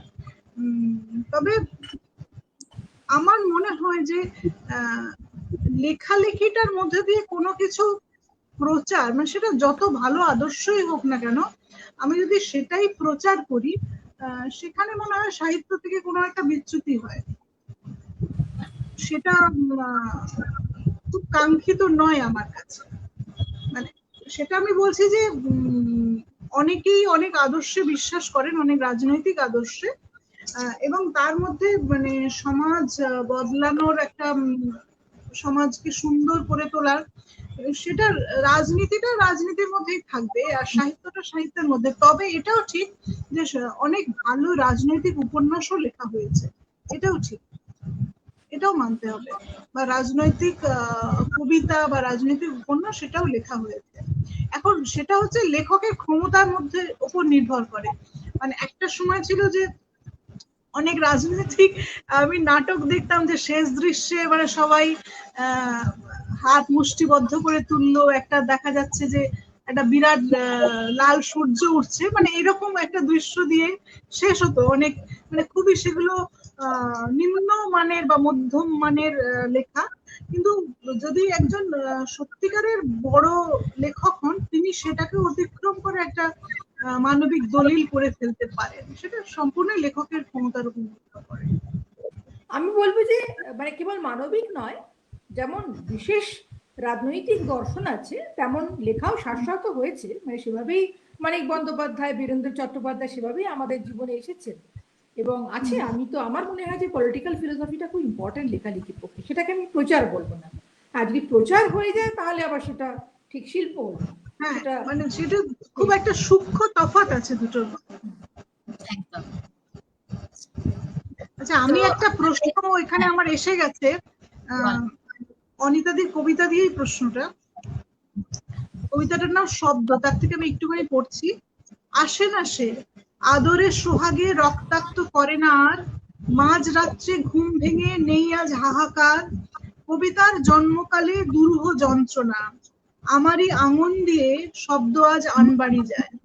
এরকম পরিস্থিতি, আমরা যেটাকে রাইটার্স ব্লক বলি, যে লিখতে পারছি না। আমি কবিতার কথাই বলবো, কবিতা লিখতে পারছি না। আপনি যখন কবিতা লিখতে পারেন না, এমন এমন সময়ও তো নিশ্চয়ই গেছে, তখন আপনি কি করেন, কিভাবে সেই সময়টাকে কাটিয়ে ওঠেন? আমি বুঝতে পারছি যে এর মধ্যে একজন অনুবাদকের প্রচ্ছন্ন ইশারা আছে, কারণ সমস্ত বড় লেখক বলে গেছেন যখন লিখতে পারবে না তখন অনুবাদ করো না। আমি সেসব কিছু করি না, ওই যে লিখতে পারি না আমি একটা গাছের ডালের দিকে তাকিয়ে কিংবা ঘাসের দিকে তাকিয়ে কিংবা রাস্তার দিকে তাকিয়ে সারাদিন কাটিয়ে দিই। আমার কাছে ভাবনা চিন্তাটা খুব গুরুত্বপূর্ণ। আমার কাছে লেখা হয়তো 3 দিন ভেবে হয়তো একখানা লেখা হলো। আমি লিখি খুব আস্তে আস্তে, মানে লেখার প্রসেসটা অনেকটা সময় নেয়। আর না লিখতে পারলে খুব একটা কিছু মনে হয় না। ভাবলাম বসে বসে হয়তো একটু গান টান শুনলাম। আর ওই আসলে ব্যাপারটা হচ্ছে আমি এমন একটা জেনারেশনের, বা আমি হয়তো এমন কঠিন ছিল আমার জীবন, মানে লেখাটা ছিল একটা লড়াই অন্যান্য বাইরের প্রতিকূলতার সঙ্গে। তো আমার কাছে সবই বিলাসিতা। আমার কাছে মাসে একটা কবিতা লিখতে পারাও একটা বিলাসিতা। কাজেই যখন কিছু করতে পারি না তখন আমি ভাবি, আর অনেক কিছু করার আছে আর কি। কখনো ছবি আঁকলাম, কখনো গান শুনলাম, এই আর কি। কিন্তু এই কবিতা আর গদ্য, এটা কি এক সময়কে সারাদিনে সময়কে কি ভাগ করে নেওয়া হয়, যে কবিতা এই সময় লিখবো, এই সময় গদ্য লিখবো, এরকম ভাগ আছে? মানে দুটো পাশাপাশি কিভাবে লেখা যায়? না না, এরকম তো কিছুই নেই। অ্যাকচুয়ালি কোনোদিন লেখা হবে কিনা সেটাও কেউ জানে না। যখন যা এলো মাথায় সেটা লিখলাম। একটা কবিতা হয়তো মনের মধ্যে ঘুরছে অনেকক্ষণ ধরে, মনে হয় এবার যদি না লিখি তাহলে সে হয়তো কোথাও চলে যাবে, তো তখন কবিতাকে লিখে ফেললাম। গদ্যের অনেক সময় থাকে, মানে এটা আবার আমি জানি না এটা অন্যান্য ভারতীয় সাহিত্যে আছে কিনা, ইংরেজিতে তো একেবারেই নেই।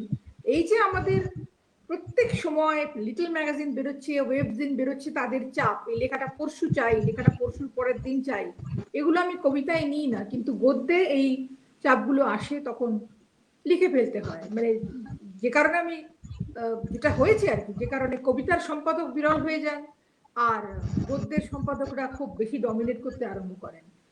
তো কোনো ভাগাভাগি কিছু নেই। আমার জীবনে এমন দিনও গেছে যে আমি একটা কবিতা লিখবো বলে মানে ঘুরে বেরিয়েছি কাগজ কলম দিয়ে, আমি বসতে পারিনি কোনো জায়গায়।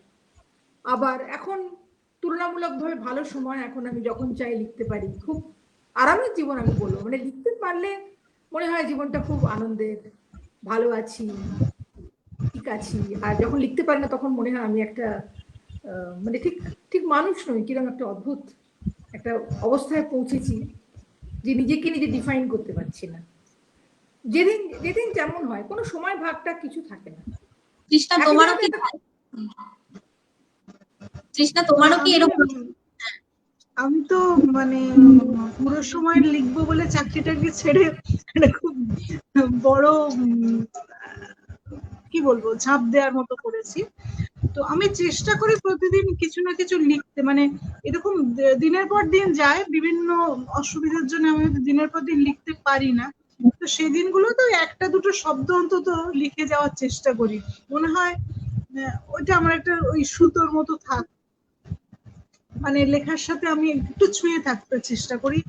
আর আর পড়াটা তো সবসময় থাকে, লেখা পড়া। আমরা ছোটবেলায় শুনেছি লেখা পড়া, এইভাবেই বড় হয়েছি। সুতরাং পড়াটা খুবই থাকে। মানে এরকম হয় যে হয়েছে যে কখনো কখনো কারোর বাড়ি বেড়াতে গেছি, গিয়ে দেখি তাদের বাড়িতে একটাও বই নেই। তো আমার মনে হয় যে একটাও বই নেই, মানে এরকম একটা এটা কোনো বাড়ি হতে পারে না যাদের বাড়িতে একটা বই নেই। সেরকম আর কি, এই অক্ষরটাকে ছুঁয়ে থাকা। বা অনেকের বাড়িতে বই আছে, সেটা একেবারে ঢাকা সুন্দর করে সাজানো, জীবনে হাত দেওয়া হয় না। এরকম জীবন কল্পনা করতে খুব কষ্ট হয়। ও খুব বিনয় করে বলছে ছুঁয়ে থাকা। আসলে কৃষ্ণার একটা খুব বড় স্বাধীনতা আছে, যেহেতু ও ডিসাইড করেছে, স্থির করেছে অন্য কিছু করবে না, কেবল লিখবে। ও এই বয়সটা, যে বয়সটা খুব গুরুত্বপূর্ণ যে কোনো লেখকের পক্ষে, এবং এখন থেকে হয়তো 1 দশক আগে থেকেও ও প্রচুর লিখতে পারছে এবং ও লেখা প্রচুর প্রতিধ্বনি তুলছে, তার ফলে ও আরো লিখছে, নানা রকমের লিখছে। এটা খুব আনন্দের সময়। এবং এটা যদিও কোনো কাজ করতো, আমরা সকলেই সেটা করেছি এবং এখন সেটা নিয়ে আর অনুতাপ করে কোনো লাভ নেই, তো এত লিখতে পারতো না। এবং লেখাটা এমন একটা ব্যাপার যে নিজের লেখার মধ্যে থেকে অন্যান্য লেখা আবার তৈরি হয়। তো আমার মনে হয় ছুঁয়ে থাকার থেকে অনেক বেশি রোজইও লেখা তৈরি হচ্ছে। সবগুলোকে হয়তো তৈরি বলছে না, কিন্তু আমার সংকটটা ছিল ভীষণ ওই কি করে একটু সময় পাবো। মানে এক দিনের পর দিন গেছে যে শনিবার রবিবার 3 পাতা 4 পাতা লিখে আমাকে সন্তুষ্ট থাকতে হচ্ছে, তার বেশি সময় ছিল না। কারণ দিনের মধ্যে 12 ঘন্টা কাজ করেছি, সপ্তাহে 6 দিন কাজ করেছি। তো এইভাবে জীবনটা গেছে। কিন্তু আমি বলবো যে ও খুবই ওর সৌভাগ্য খুব বেশি, কারণ ও লেখক হিসেবে সঠিক জীবনটা নির্বাচন করতে পেরেছে। এটা খুব বড় একটা, এরও একটা মানে সবকিছুরই মূল্য তো আছে, কিন্তু আমি বলবো লেখালেখির পক্ষে এটা খুব ভালো হয়েছে। আমি একটু দর্শকদের মন্তব্যগুলো একটু তুলে ধরার চেষ্টা করছি। অনেকেই এসেছেন, সকলকে শুভেচ্ছা। সৌমি আচার্য লিখছে, কৃষ্ণা ম্যামকে শ্রবণার অনুষ্ঠানে দেখেছি প্রথম, কি ভীষণ বলিষ্ঠ প্রকাশভঙ্গি, খুব ভালো লেগেছিল ওনার কথা। মন্দিরা ঘোষ, সৌমি আচার্য, আপনাদের সকলকে শুভেচ্ছা জানাচ্ছি। বর্ণজিৎ বর্মন,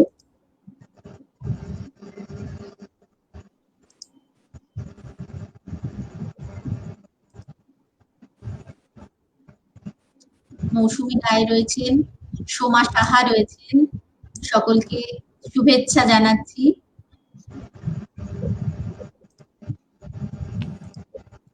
শকুন্তলা সান্যাল, সব প্রিয় লেখকদের দেখে ভালো লাগছে।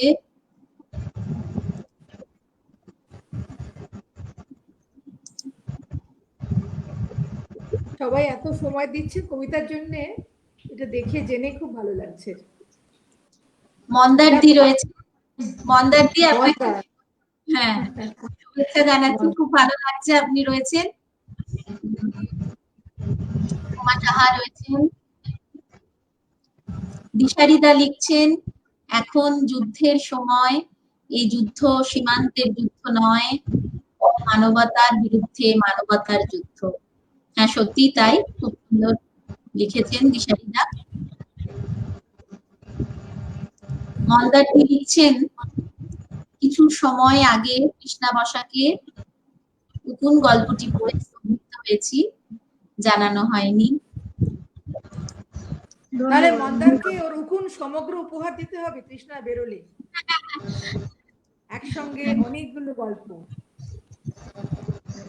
হ্যাঁ, ওটা খুবই সাবভার্সিভ একটা গল্প, খুব ইম্পর্টেন্ট গল্প।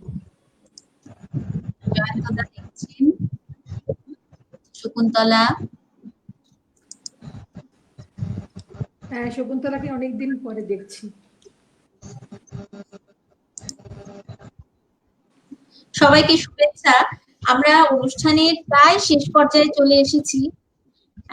কৃষ্ণা, তুমি কি দিদিকে আর কোনো প্রশ্ন করবে? হ্যাঁ, আমার একটা প্রশ্ন আছে। হ্যাঁ, একটু করে নাও। মানে আমার 2-3টে প্রশ্ন ছিল, হ্যাঁ এখনো বাকি।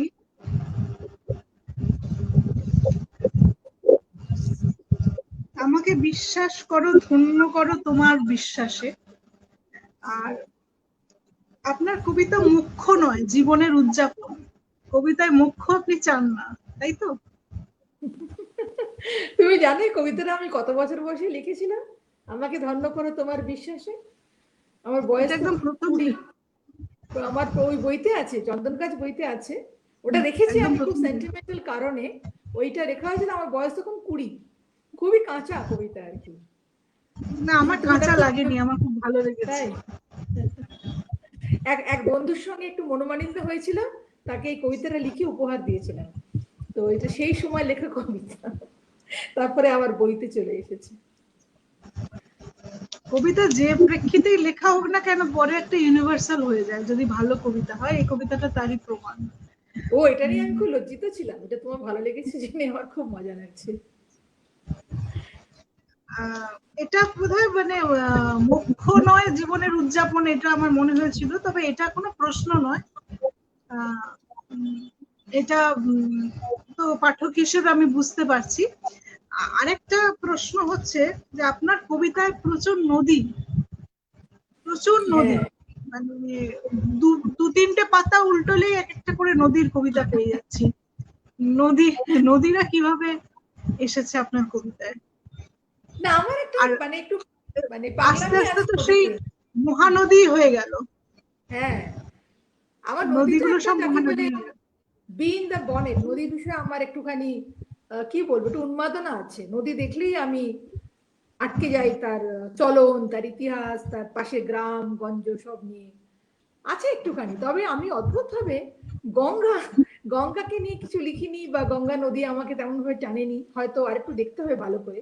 কিন্তু অদ্ভুত সব অন্য জায়গার অদ্ভুত সব নদী, ছোটখাটো, সেগুলো ভূগোল বইতে পড়াও যায় না, তারা আমাকে টানে।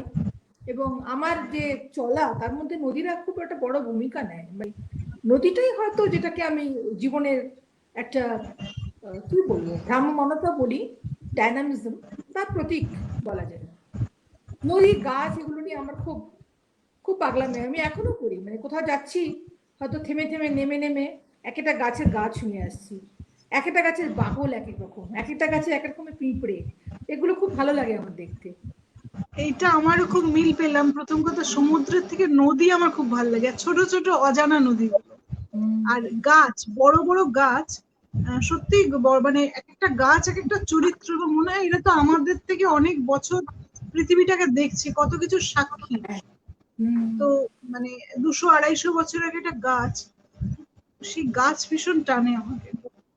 এটা আমার মনে ভালো আছে, লাগছে আমি জেনে। ছত্তিশগড়ের জঙ্গলের মধ্যে গিয়ে আমাকে একজন ফরেস্ট গার্ড দেখিয়েছিলেন একটা মোয়েন বলে একটা গাছ, তার কাঠে কি হয় আমি জানতে চেয়েছিলাম, বললেন যে বন্দুকের বাঁট হয় আর শিশুর খেলনা হয়। আমি শুনে খুব অবাক হয়েছিলাম, কি একই কাঠে অদ্ভুত! বন্দুকের বাঁট হয় আর শিশুর খেলনা হয়। এবার আমি গাড়চিরোলি গিয়ে একটা গাছ পেলাম যেটাতে কাঠের চিরুনি হয়, ওই চিরুনিটা ওরা ব্যবহার করেন। তো মানে এক একটা গাছের এক একটা কাঠের প্রয়োগ আছে একটা জীবনে, মানুষ হয়তো বহু শতাব্দী ধরে এগুলো আবিষ্কার করেছে। তুমি আর কি দিদিকে, প্রশ্ন করবে? আমি দিদির কাছে একটা প্রশ্ন রাখবো।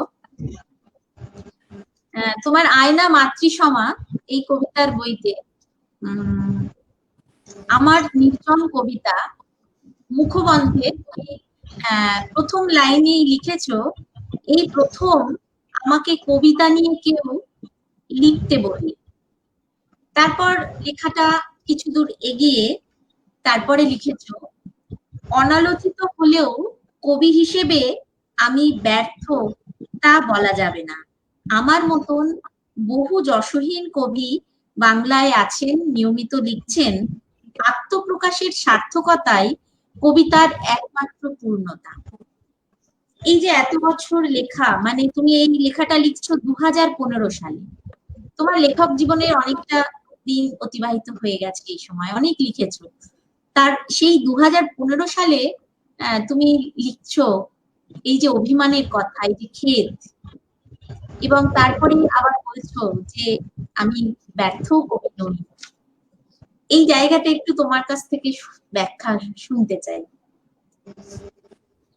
এটা কি বলবো, এটা অভিমান নয়, এটা হচ্ছে একটা বাংলার যে কবিতা বা গদ্য সম্পাদনার একটা স্টিরিওটাইপিং থাকে, সেটা ঘটে চলে, সেটা আর কাকে কি বোঝাবো। যেমন আমি যখন গদ্য লিখতে আরম্ভ করলাম, এটা লাকিলি কৃষ্ণার ক্ষেত্রে হয়নি, কিন্তু আমাদের আরেকজন পরিচিত কবি আছেন যশোধরা রায়চৌধুরী, তার ক্ষেত্রে এটা হয়েছে। তিনি এত কবিতা ভালো লেখেন যে তার গদ্যটা তুলনামূলকভাবে গুরুত্বহীন হয়ে গেছে, যদি তিনি খুব ভালো গদ্য লেখেন। আর আমি কবিতা গদ্য বেশি লিখি বলে আমার কবিতা সেই অর্থে কখনো আলোচিত হয়নি।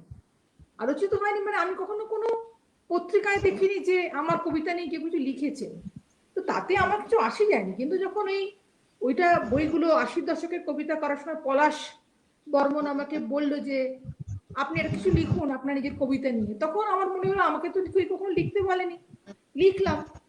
কিন্তু একটা জিনিস সত্যি, লিখতে বলুক আর না বলুক, আমার এটা সত্যি আমার কবিতা সম্পাদকের দরকার আছে। কোন শিল্প, সমস্ত শিল্পী কিন্তু সার্থক, এটা আমি খুব গভীরভাবে বিশ্বাস করি। আমার কবিতা কোথায় ছাপা হলো এটা বোধহয় মানে কিছু খুব মেটেরিয়াল কিছু না, মানে কবিতার জন্য কোনো পুরস্কার বা কোনো রেকগনিশন কখনো এখনো পাইনি। তো আমার ধারণা হয়েছে যে আমার কবিতা এইভাবেই ওই ছোটখাটো নদীর মতন পাশাপাশি চলুক, কিন্তু সে চলুক। আর এই যে কবিতার মধ্যে দিয়ে আমার নিজের উদযাপন, আর কিছু নয়। কিন্তু যেটা ঘটেছে সেটা হলো যে আমি যা লিখেছি সেটা যখন মূর্ত হয়েছে তখন সে সার্থক হয়েছে। এক শিশু যখন জন্মায় তখন সে কালো না ফর্সা না, তার নাকটা খাটো না কানটা বড়, এটা কোনো ব্যাপার নয়, তার জন্মটাই জীবন উদযাপন, এরকম একটা ব্যাপার। কিন্তু এটা আমি দেখি এবং এটা আমাকে একটু ব্যথিত করে মাঝে মাঝে, যে আমার কাছে কি গদ্যই চাওয়া হয়। আমি যখন বলি যে আমি এখন গদ্য লিখতে পারছি না, তখন সম্পাদক বলেন ঠিক আছে তাহলে একটা কবিতাই দিন। মানে কবিতাটা যেন কার্যত তাকে গুঁজে দেওয়া হচ্ছে। খুব রাগ হয় আমার তখন, তবু আমি দিই। মানে আমার মনে হয় যে ঠিক আছে। কিন্তু এটা সত্ত্বেও আমি বেশ কিছু মানুষকে চিনি যারা আমাকে বলেন যে আপনার কবিতাই আমাদের বেশি ভালো লাগে। এরকমও আছে যারা আমার গদ্য থেকে কবিতা বেশি পড়ে, হয়তো তারা সংখ্যায় খুব কম, যাই হোক। তো ওটা তো অভিমান না, ওটা হচ্ছে লিখতে গেলে এই স্টিরিওটাইপিংটা হবে, যে যেটা মনে হয় ডমিনেন্ট সেটা নিয়ে প্রশ্ন বেশি হবে, সেটা বেশি চাওয়া হবে। আর সম্পাদকরা মনে করেন যে একটা কম্প্রোমাইজ গদ্য আমার থেকে নেওয়া, যদি আমি সেরকম গদ্য কখনো লিখি না, আমি সব লেখা ভালো হলে তবেই দিই। আর একটা কবিতা ভালো কবিতার থেকেও ইম্পর্টেন্ট।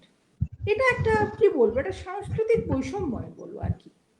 এটার মধ্যে থাকতে হবে, ঠিক আছে। এরকম করে কায়না মাতৃসম হলো বইটা।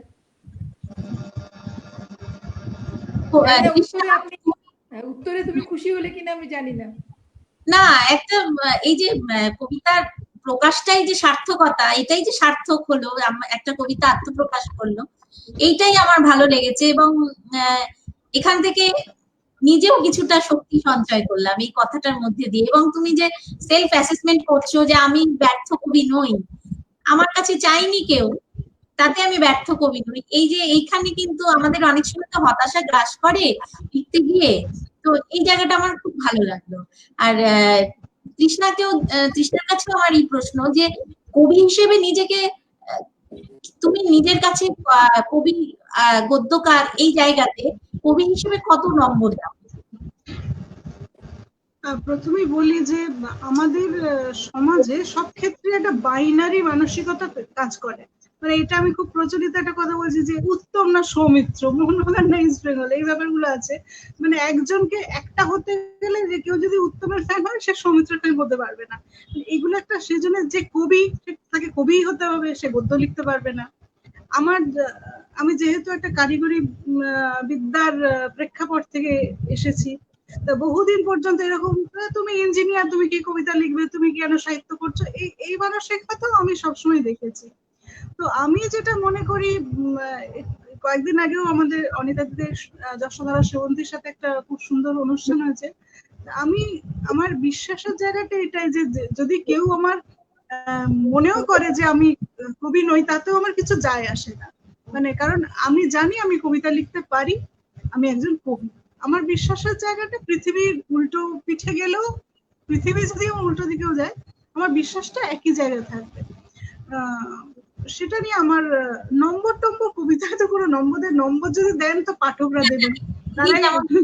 যেমন বললেন আর কি যে আমি তো ব্যর্থ কবি নই, এই জায়গা থেকে তোমার আমার মাথায় ওই ব্যাপারগুলো কখনো আসেইনি। মানে ব্যর্থতা সাফল্য ব্যাপারটাই আসেনি। মানে আমি চুপচাপ এটা আমার এটা যেন না করে কোনো উপায় নেই, এইভাবে কাজটা করে গেছি। মানে এই কাজটা যেন আমার করতেই হবে, কে বলেছে জানি না, কিন্তু এটা আমি করতেই হবে।